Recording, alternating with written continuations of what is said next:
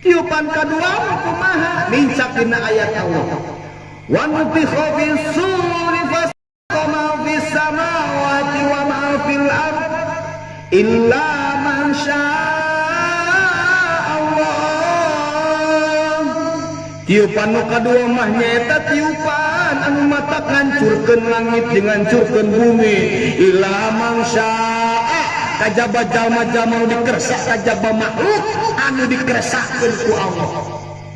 teu hancur ku tiupan eta naon bae nah aya makhluk teu hancur ku tiupan eta aya sahabat eta teh hiji malaikat Jibril terus dua malaikat Mikail terus tilu malaikat Israfil nu kaopatna malaikat maut nu kalimana teh malaikat anu nanggeui kana aras eta mah makhluk anu moal hancur nalika ditiupkeun tiupan trompet ku malaikat Israfil nu kadua nu nalika na bumi hancur langit hancur.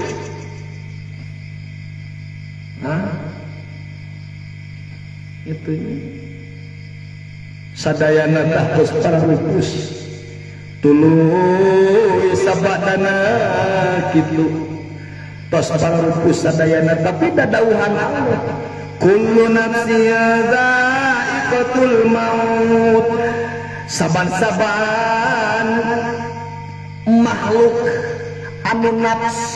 nu hirup nu aya ruhan nu aya nyawaan bakal ngalaman kana dicabut nyawa bakal ngalaman dicabut nyawa sadayana sanajan tadi dicarioskeun dina tiupan nu kadua malaikat Jibril teu maot malaikat Mikail teu maot Israfil teu maot malaikat maut teu maot malaikat nu nanggai aras ge teu maot tapi dina akhirna mah sadayana Allah marentahkeun sabada langit hancur bumi hancur nyesa malaikat anu tadi Allah marentahkeun ka malaikat maut supados nyabutan nyawa-nyawa malaikat anu masih keneh nyesa teu maot us tiupan trompet anu kadua tadi malaikat Jibril dicabut nyawanya malaikat Israfil cabut malaikat Mikail cabut malaikat nanggeui aras cabut kantun hiji malaikat nyaeta malaikat maut terus gitu tinggal saulang deui ditaros ku Allah deui ya malaikat maut hai malaikat maut man baqiya min khalqin haya keneh makhluk punya macam bae eta teh malaikat maut ya Rabbi baqiya al abdu dhaif Gusti punya teh kutiba abdi hungkul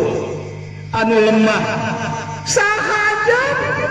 kuring teh malaikat maut oh itu ai malaikat maut geuning anjeun masih kene aya nya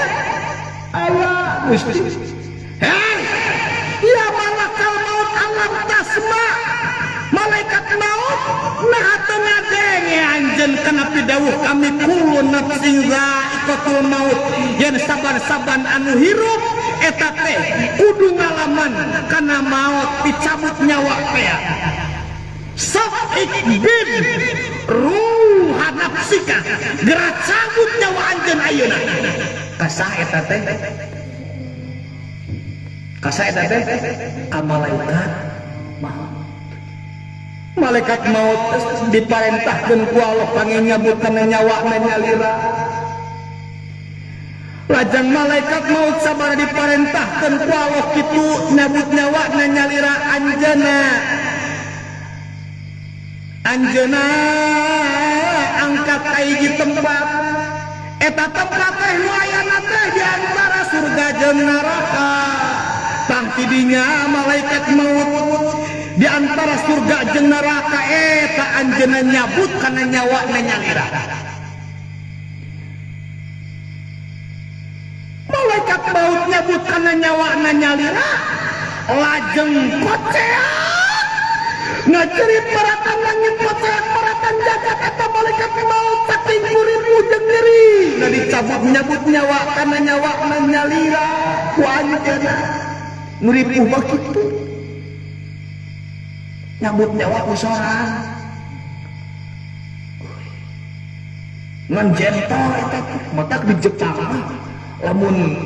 eleh teh bunuh diri daripada dibunuh batur mending bunuh diri no sababna jentol eta teh disebut kumaha awewe geus kolot lalakina orang kene pangneangankeun ku manehna dikawinkeun kudu kok wah eta teh jentol gitu nya wahoer hayang gitu tuh ketika cinta bertasbih teh geuningan nu kumaha tasbih teh subhanallah subhanallah subhanallah ketika cinta bertasbih atawa di filmna surga yang tak dirindukan wis eta eusina nama nyanung eta teh eusina nama nyanung ngalamun judulna nyanung mah payu eta genti judulna surga yang tak dirindukan atau ketika cinta bertasbih padahal mah pandai-pandailah memilih judul supaya terbaca algoritmanya oleh Neng Meta sebagai gitu tahu cukup penggemar pacep bro gitu udah malu satu judul hanya penasaranan bar tata malaikat maut anjeunna paya siu sayatan ngajerit matan langit kucak bapak jaga laukana al-khawfu kulluhum ahya wa matu min sayhatihi lamun teh makhluk masih kene aya manusia jin masih kene aya lamatu pasti bakal malawat sadaya ku jeritanana hungkul naon cenah eta malaikat maut keur nyabut nyawana kitu keur ngajerit merata langit kucak bertanjakan eta malaikat maut anjeunna nyarita malil mauti min siddati wal alami ma qabatu arwahal mu'minin illa birifki gusti utama abi aparipuhna dicabut nyawa teh geuning kieu tangtu abi teh nyebut nyawa jalma mukmin mah galana eta teh malaikat mah maut matak maneh ulah dendam ka jeung dan malaikat maut teh bakal ngarasa teu kudu rek wadahan saku aing teu kudu da geus ge bakal maut ieu gitu ulah repot-repot maehan batur keun gede geus waktu bakal bah geus teh teu aya makhluk nu nyawaan hiji-hiji aja tah ieu teh mincak kana aya